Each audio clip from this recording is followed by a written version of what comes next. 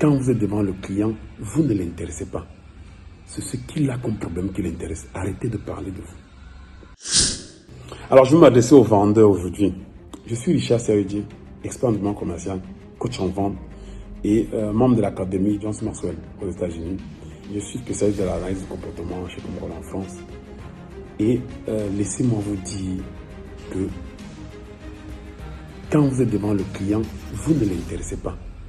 C'est ce qu'il a comme problème qui l'intéresse. Arrêtez de parler de vous. Une analyse montre que après votre présentation, 63% des clients se souviennent d'une histoire qu'on leur a racontée. Seulement 5% se souviennent de vos statistiques brillantes que vous sortez. Lors d'une de nos campagnes de promotion, on avait 150 personnes, une conférence. On a posé la question lors de l'évaluation. Qu'est-ce qui a retenu votre attention? C'est l'histoire qu'on a racontée qui avait retenu l'attention des participants. Donc, trouvez le moyen où apprenez l'art de raconter les histoires.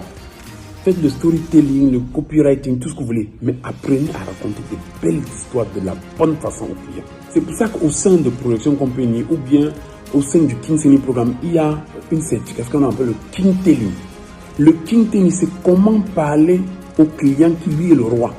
Le King Telling est né du storytelling, mais ça se concentre sur le client. 5 piliers pour pouvoir raconter une histoire, une belle histoire. Partir du contexte de sa vie, identifier ses problèmes, identifier les solutions qui vont résoudre ses problèmes, faire le call to action. Mais pendant ce temps, le servir comme si lui il était un roi. Lui parler toujours avec beaucoup de respect. Voilà la clé.